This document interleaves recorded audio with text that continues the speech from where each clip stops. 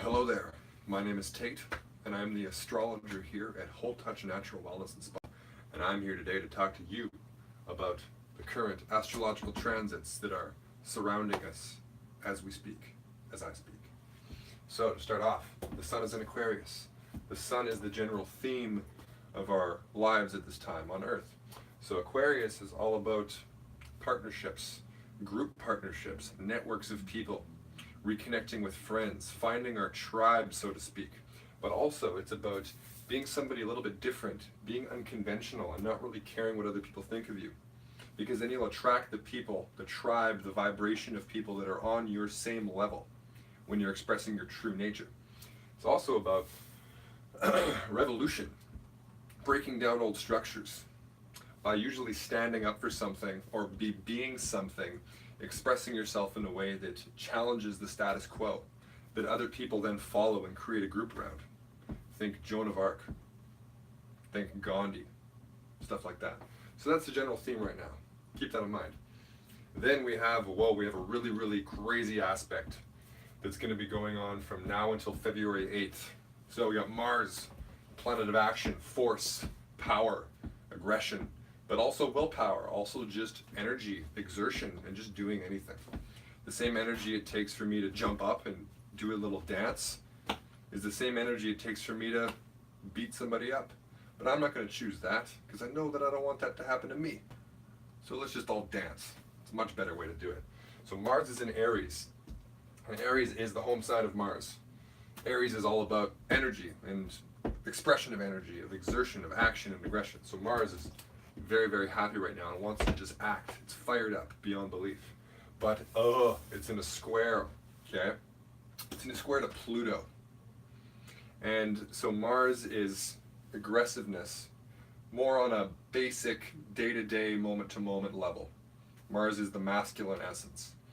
Pluto is like the higher octave, the next level version of Mars on a way bigger scale, on more of a collective universal scale. Pluto's like a little alien man. It's like Mew or Mewtwo from Pokemon. It's really powerful, super powerful. And Pluto reveals things that are hidden within the subconscious world of ourselves and within the world around us. And it also completely destroys and transforms things. It can completely shatter things as we know it. And right now it's doing that to people and structures of power. That's what Capricorn represents. So Pluto right now is giving us the ability to really, really tap into our ability to achieve things in the world with Capricorn, our ability to, make something of ourselves and have some kind of status and success in society.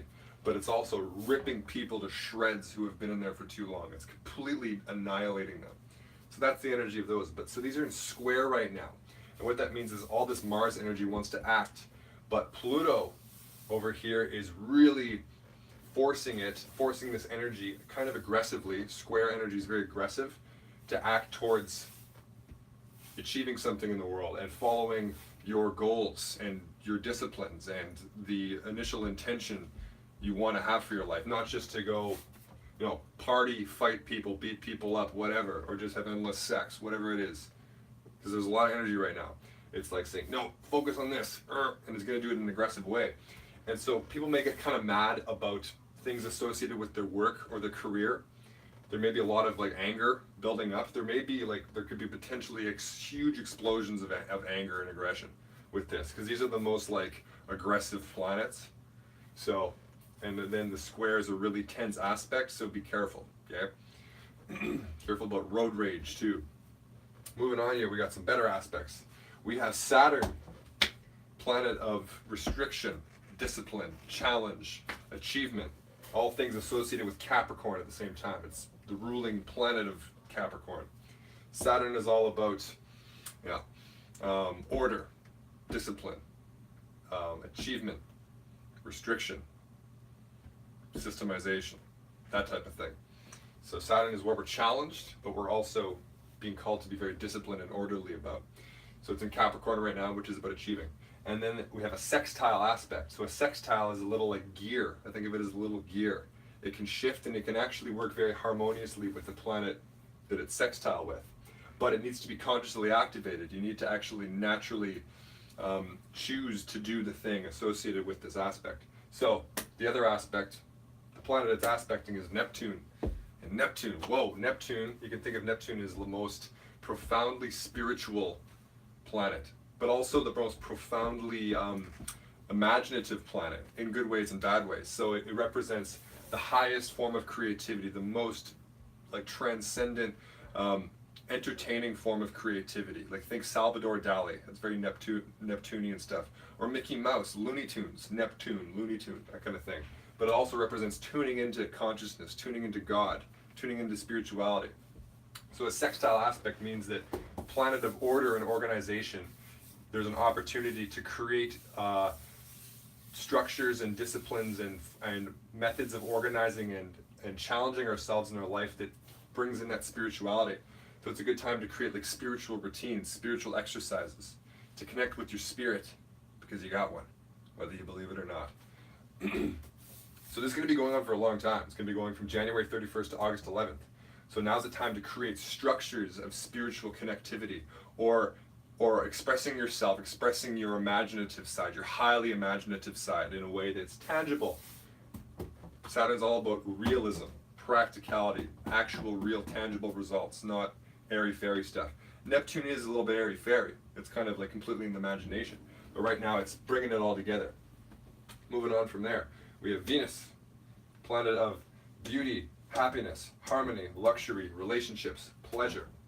And Sagittarius, which is about philosophy and truth and the inner quest, the meaning of life. Relationships formed about that, in regards to that, in regards to finding the meaning of our existence, of our individual truths, forming relationships based on what we truly are, you know. That's what's going on with that, and it's in a trine aspect, which is a harmonious, flowing aspect with Uranus. And what is Uranus? I've talked about this a few times. Uranus is about changing things up, revolutionizing things, the unconventional, the innovative, the bit bizarre sometimes. Uranus is all about those things that are radical, changing, shifting, like the guy that wears a green mohawk to school, you know, something like that, or has a hoop earring and then a forehead tattoo. That's a Uranian look, right? It's just different. So trine aspect, finding that truth within ourselves, finding the pleasure of that truth and relating to other people that share that same truth, that same passion and drive. There's going to be a natural tendency for us to be attracted to people that are a bit, you know, unconventional and don't care. They're just like, I'm me, I'm unique, I'm different, I love it. It's what I'm all about. So there's a natural flow with that. There's a natural way to socialize and understand that at this time. And it's going to be going from January 31st to February 7th. So if there's people that you may have thought are a bit weird in the past, you're like, oh, that guy's weird, or that girl's, ugh, what's wrong with her, you know, you've had those judgments. You may find that you may understand that person, and you may want to, in fact, try to be a little bit unconventional yourself, because the sun's in Aquarius, and there's an unconventional side within everybody. Some people just choose to hide it or express it. And then the choice is always up to you. The paintbrush. Remember the paintbrush. And then we got Venus again in Sagittarius, obviously again. Square though this time. Square is tension. Is not harmonious flow, is confrontation. And this guy, I haven't talked about this guy much. It's Chiron. It's a key. You can think of it as a key. The Chiron is not always the nicest experience when you're dealing with anything associated with Chiron. Chiron represents old pains, old wounds, wounds that we can barely even heal. We can't even really deal with. They're so painful. We're just like, we can't even, it's such a tender spot. So Venus is finding the truth within ourselves, and it's forming relationships based on truth, or experiencing pleasure based on philosophies that we've learned about and knowledge that we're living our lives by. And when it's square, and the planet of relationships is square, the old painful wounds of our past and our connection with the emotions, our deep emotions and the emotions of the world around us. We may have to confront painful memories of old relationships. We may have to confront wounds that we've experienced from other people in our relationships. right now. But with Chiron, it illuminates those wounds. It brings up those pains we've had. And not just to be like, ha ha, oh yeah, feel the pain, ha ha. It's not sadistic. It's not just like a ruthless D-bag. Chiron is a key. And that pain is the key to the next level of consciousness with that. By diving into your pain, by popping that blackhead or that pimple, it hurts, right? But then you get it out and it feels really good. That's what it's all about. And it's diving into the pain of our relationships, whatever pains we've experienced in the past, and squeezing out all the pain, because then an amazing experience waits on the other side. That key unlocks another level of experiencing pleasure or experiencing our relationships. So unconventional relationships, unconventional forms of art too, or changing up your life, and then healing and understanding and integrating those past pains and misfortunes experienced through the expression of art, through socialization, through relationships, that kind of thing. Then again, we have Ketu and Rahu, which I talked about in depth last time. Ketu is the full cup, and it represents the point in the collective consciousness that is basically has had a lot of experience in that area, has had a ton of experience in the sign it's in. It's the full cup. It's already experienced it, and now what it needs to do, it needs to be let go of. It needs to be kind of left behind. So what needs to be left behind is negative Capricornian traits, which can be dominant, masculine, ruthless forms of authority in the world. I'm sure we can all think of a million things like that. Ruthless, antagonistic, non-empathetic forms of oppressive authority. That's something that Capricorn can be. It represents authority, it represents structure, it represents all those things. So Ketu's saying we gotta let go of these things. We need to forget about a lot of these bad qualities, like conquering civilizations and just taking all the resources and just killing all the people that get in our way. That's a negative, bad thing that we know is stupid, right? So within our own lives, our own personal lives, figure out the restrictions you may have placed on yourself. Figure out the toxic masculinity oppressions and restrictions that you've had on yourself. You know, whether you're a female or a male, or any of those types of repressive authority beliefs that are within you that you need to let go of, you need to transform. But don't leave it all behind. You don't want to leave everything behind. You want to just purify it. You want to get rid of the really bad stuff, but you still need authority, you still need structure, you still need that, that fatherly figure, right? And then Rahu's always opposite to Ketu, and Rahu is the empty cup that can't get enough of the sign that it's in. This one is just like, has had it with the sign. It's like, okay, yeah, I've done this a million times, we need to move on. Rahu over here wants more and more and more and more, and collectively speaking, Rahu wants to extrovert, express, and manifest emotions, deep emotions, and those motherly qualities. Cancer is the opposite of Capricorn. Capricorn is the CEO sitting on its chair with its, with its fancy whiskey glass and its pet tiger and its big bank account, and then seeing the skyscrapers all around it, and Scarface, that kind of thing. Whereas Cancer is like a mother cradling a baby and singing lullabies to the baby. Very, very different. So we're moving towards, collectively as a planet, moving towards more of the motherly qualities, and rather than the brutal, dictatorly, fatherly qualities that we've seen is not good. We need to move more towards empathy and compassion and emotion, more towards understanding each other and forgiving each other, and nourishing people emotionally, being sensitive to emotions, and expressing our emotions. But at the same time too, we can't go overboard with that, because Rahu can take things way overboard. It can be complete insanity, complete lunacy of emotions, and expressing emotions that aren't even real, right? Or that are just extremely exaggerated. Those are the negative qualities. Cancer can be delusional. It can be just so emotionally over the top that it loses sight of actual logic. Capricorn is logic. Capricorn is like principles and just the bare facts of life. Cancer is intuition and emotions and feelings, and that can kind of lose its sense of rationale. So we don't want to forget about just general logic and rationale in regards to these things. but we need to express our emotions more. We need to become more motherly. We need to become more empathetic and forgiving for other people. Anyways, guys, this is my wrap up of all these things.